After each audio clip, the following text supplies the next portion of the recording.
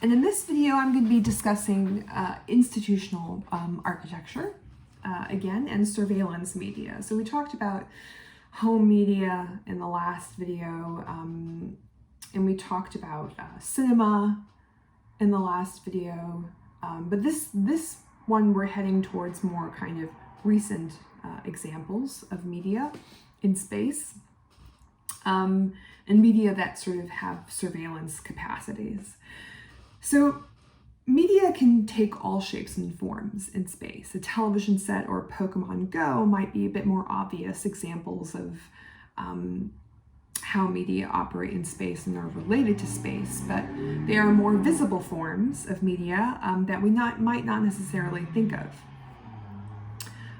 So what the examples we've looked at thus far have shown is that space and technology are kind of two forces going back and forth, and they inform each other. When a new technology comes onto the market, space must accommodate it. On the other hand, if discourses of space didn't already exist, then the technology might not come onto the market in the way that it does. So they're very much kind of co-informing things. So we're going to look at institutional architecture rather than the architecture of the home, and we're going to be looking at specifically school architecture. So remember how we talked about how school architecture was influenced by the design of asylums and prisons, with separate cells that are kind of all facing a central hallway. In the 1950s, this in the U.S. and then elsewhere, this became iterated into what was called the finger plan classroom, which described a central hallway that had branching hallways and then individual classrooms branching off those hallways. And indeed, this might be what your secondary school looked like if it was designed, in the back to the 1950s. If it's more recent in design, it might look very, very different with a lot more open, kind of flowing spaces. The point of the arrangement of the finger plan is that the masses can be easily controlled and mobilized under sort of direction. So leave the classroom, go down the hallway, go down this hallway, leave. You have a lot more control over how people move through the space than, say, in an open plan that is sort of, you could freely kind of roam around where you will. So this model became increasingly unviable due to a few different factors. One is new media and its new cultures of vision, which don't necessarily see space and sort of vision operating down these kind of small hallways. Two, our perception of outside threat kind of changed dramatically in the past 50, 60 years. And the third factor in the States would be school shootings, sadly. So if you have a finger plan school, then it is highly easy to kind of go into hallways and just shoot everyone gathering in those hallways. You can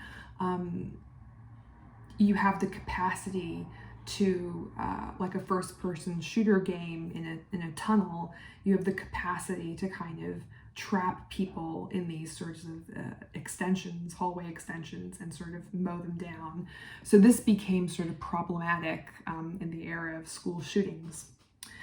So one thing to note is that school shootings have sort of influenced the redesigning of our schools in the States. So let's tackle the idea of threat first and how this has changed. So in the post-war era, threat was very clear. It was a nuclear attack. And buildings and an abundance of needed an abundance of hallways and walls, so people could be easily sort of herded to shelters if necessary. So there was a kind of a bunker mentality in these spaces that was very different from the open floor plan. With the beginning of the 1980s moving onward, outside threat became more amorphous and unclear. With the advent of terrorist attacks, pronounceably from the 2000s onwards. Brian Masumi argues that the threat changed to be an unnamed threat, and a culture of preemption begins in response to this idea of unnamed threat. Rather than responding to outside threat as you would in a nuclear attack, we now have to preempt an unnamed, possibly inside threat like the school shooting. So in the past week, we've seen, last week we saw, was it last week we were doing? Yeah, last week we were covering software, and we were looking at police software that tries to predict where crime might be committed. And this is sort of an extension of that idea of preempting threat. So surveillance media like facial recognition software, metal detectors, geolocative apps that keep your data on your phones and devices, and CCTV cameras participate in this culture of preemption that focuses on tracking and categorizing people in order to thwart a potential threat before it happens. So the idea that if you have enough data on someone, you will be able to kind of fend off them possibly being a dangerous individual, because the data will kind of alert you to their activities and their thinking. So in this new cultural logic, there are different schools that arise, schools that construct themselves as fortresses in order to literally encase themselves against threat and school shootings. And this might be an extension of the Finger Plan, but the more interesting architectural response in the forms of schools and institutional architecture more broadly is an integration of new media technologies to encourage a sort of what I call surveilled flow, where the architecture of the institutional building allows for the easy movement of people, in some schools, examples of it might be students, easy sort of movement of people in large open spaces that afford easy sight lines in order to allow for constant monitoring of the population, rather than focusing on encasing people from harm or sort of bunkering in and sort of fortressing oneself.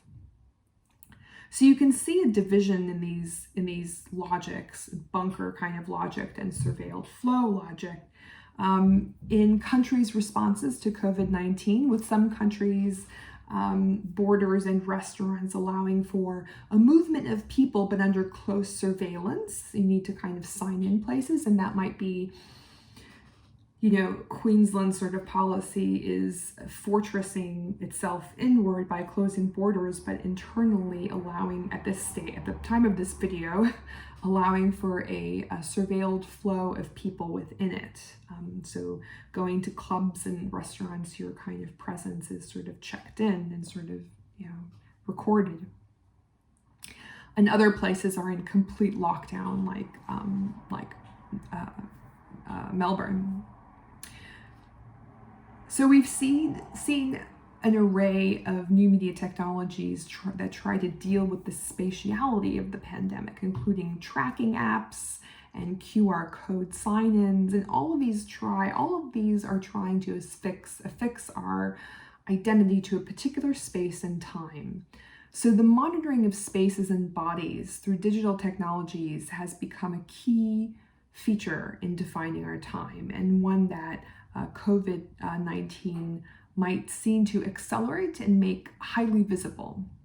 So the lockdown bunker approach is short-lived in that it can only be done for so long before people start going crazy. The longer and more pervasive strategy of surveilled flow is, I would predict, as someone who sort of studies media and space, is going to be probably the more pervasive strategy for the next few years as we're working on a vaccine.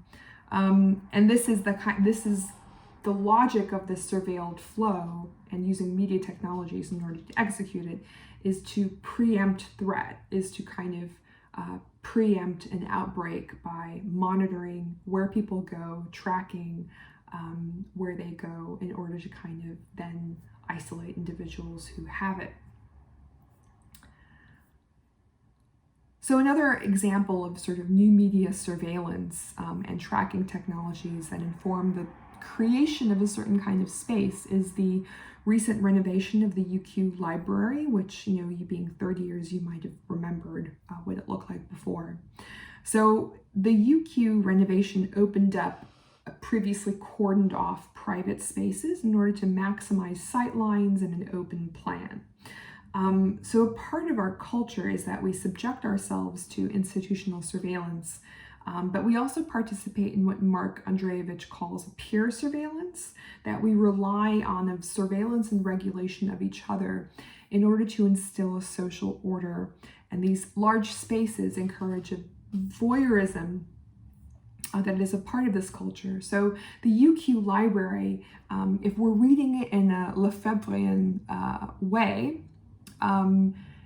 that is to say, that space shows our social relations and politics, then we can kind of make a claim that the UQ library and its sort of openness is an expression of the way that we're using media technology and spaces to encourage peer surveillance of one another, of an institutional surveillance of like authority figures able to access our presence at all times, whether by sort of tracking apps or by sight and CCTV, but also that these sorts of new media and sort of social media sort of cultures encourage a peer surveillance that is here being expressed in space. So in this respect, these new spaces are very different from the original asylums and prisons and schools that Michel Foucault talks about, because people couldn't surveil each other in those institutions. You couldn't surveil the person in the next cell, whereas in this new culture of vision and space, we are very much encouraged to surveil each other and to kind of constantly be monitoring each other. The emergence of CCTV, biometrics, metal detectors, drones, and tracking apps, all of these are media. All of these are kind of baked into the architectures that we circulate, and they shape these spaces and our behaviors in them. So in the seminar this week, I've suggested a close relationship between media technologies and space, right? That they inform each other in a continual way that morphs over time. And the culture of vision allowed by the media technology informs the way a space is designed.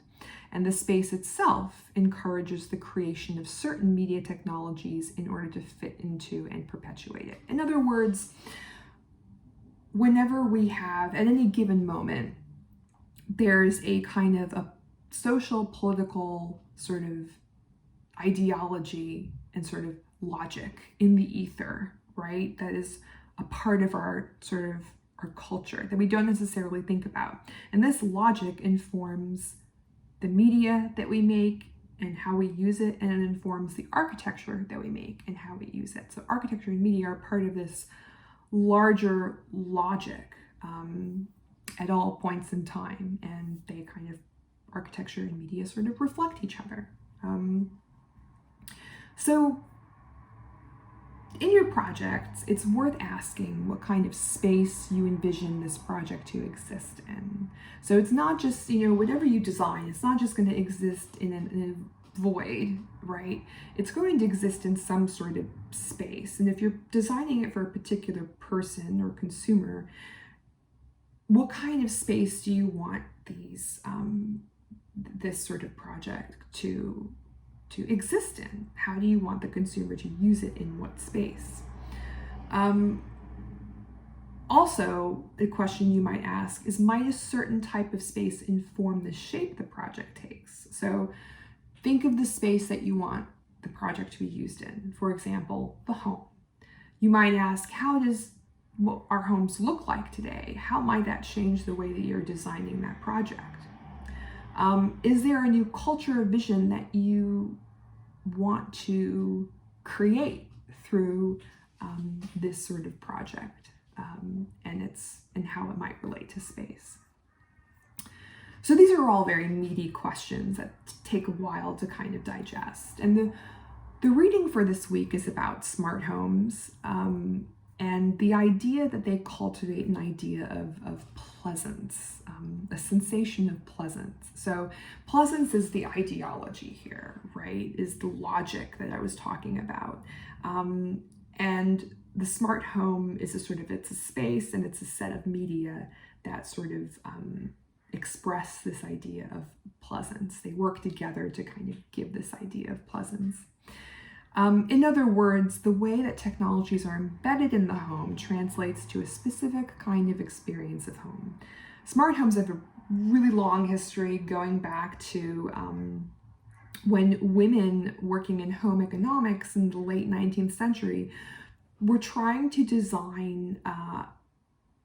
redesign space and equipment of kitchens in order to achieve maximum efficiency. So there would be maps where, they would sort of lay out the steps in between the washing machine and the stove and the cutting board in order to kind of map the patterns of women's movements in the kitchen and then redesign the kitchen around those movements in order to increase efficiency of the kitchen. So this all came from home economics and sort of women working in home economics at this time. And this was later adopted by sort of factories in the sort of Fordist era. And sometimes women go undercredited in sort of scripting these sort of studies, but a lot of these sort of home economic studies inform the way that factories were sort of laid out to maximize efficiency and efficiency of movement in similar ways. So that's the history of the smart home. That's where it comes from. It's very old. It's an old idea, even though it has new expression with each sort of era. So as you read the article, ask yourself what kind of experience in space your device offers and what word you might apply to that experience. So come up with your own term own term for pleasance or whatever experience you want to describe. In the same way that the article kind of coins a term called pleasance to describe the relationship between space and technology, coin your own term for how your device operates in space and the experience that you want people to gain from it. Okay, that's me. I will see you in tutorial either in the flesh or virtually. Bye.